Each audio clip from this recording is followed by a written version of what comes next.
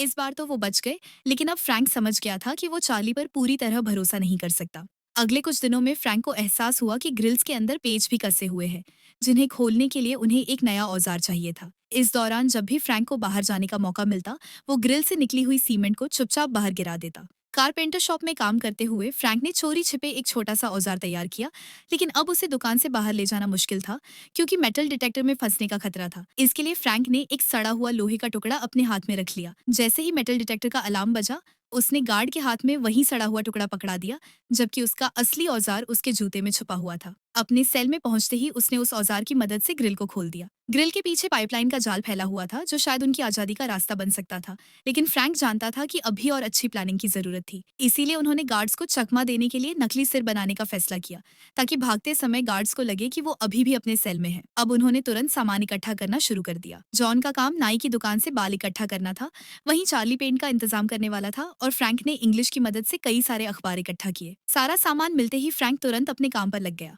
उसने सबसे पहले अखबार को दीवार से निकली हुई सीमेंट में मिलाकर इंसानी खोपड़ी जैसा ढांचा तैयार किया।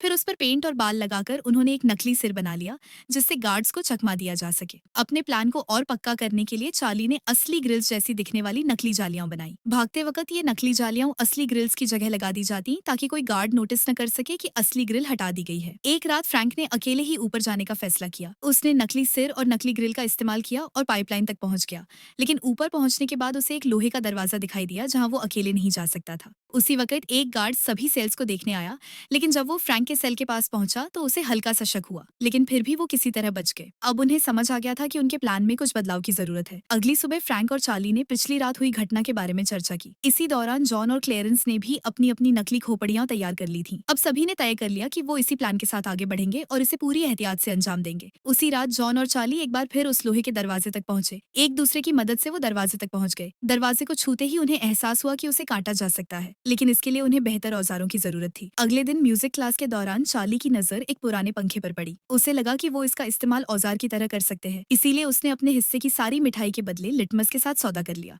अब पंखे को क्लास से बाहर निकालने के लिए चार्ली ने उसे एक इंस्ट्रूमेंट बॉक्स में छुपा दिया। इस चालाकी की मदद से वो पंखे को आसानी से बाहर ले आए। जैसे ही पंखा फ्रैंक के हाथ लगा, वो तुरंत उसे औजार में बदलने में जुट गया।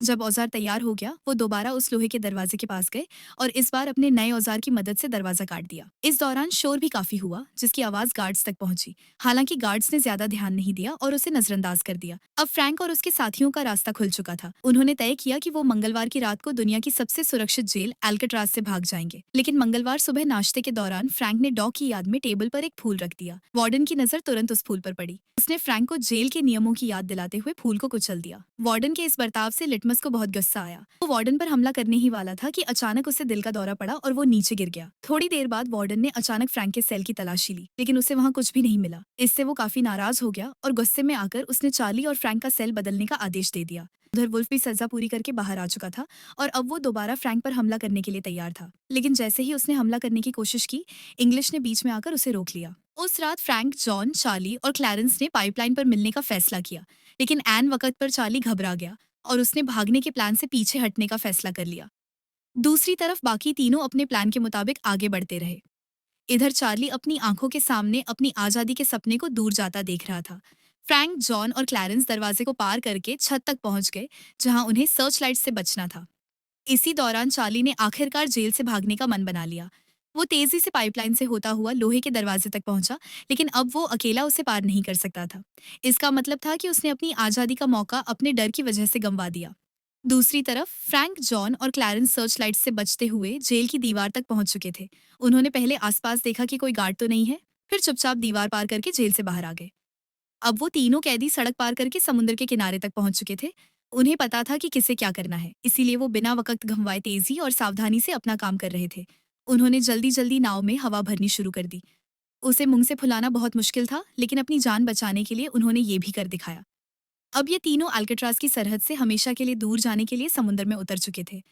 अगली सुबह जब गार्ड्स राउंड पर आए तो शुरुआत में सब कुछ बिल्कुल ठीक लगा, लेकिन जैसे ही उन्होंने फ्रैंक के मुंह से चादर हटाई, उनके होश उड़ गए। जो कुछ उन्होंने देखा उसकी उन्होंने कल्पना तक नहीं की थी। फ्रैंक की जगह वहाँ एक नकली खोपड़ी रखी थी। पूरी जेल में हड़कंप मच गया कि कुछ कैदी भाग निकले हैं। गार्ड्स ने तुरंत ही अलार्म बजा दिया और जल्दी ही पता चला कि फ्रैंक के अलावा 2 और कैदी भी गायब हैं। उनकी तलाश के लिए नाव और हेलीकॉप्टरों तक का इस्तेमाल किया गया, लेकिन लाख कोशिशों के बाद भी फ्रैंक, जॉन और क्लेरेंस का कोई सुराग नहीं मिला। कुछ पुलिस वालों को लगा कि वो समुद्र में डूबकर मर गए होंगे, लेकिन वार्डन को अंदर ही अंदर यकीन था कि वो बच निकले हैं। दुनिया की सबसे सुरक्षित मानी जाने वाली जेल अल्काट्राज से कोई भागने में सफल हो चुका था, लेकिन जेल की प्रतिष्ठा बचाने के लिए वार्डन ने दुनिया के सामने उन्हें मरा हुआ घोषित कर दिया। हालांकि इस दावे पर कोई भरोसा नहीं कर रहा था। ये एक सच्ची घटना थी जिसने फ्रैंक को जेल तोड़ने वाले जीनियस के रूप में मशहूर कर दिया। अगले 1 साल तक गुप्त रूप से उनकी तलाश जारी रही, लेकिन कभी कोई निशान तक नहीं मिला। इसका मतलब था कि वो वाकई अपनी आजादी पाने में कामयाब हो गए थे। और इसी सीन के साथ फिल्म खत्म हो जाती है।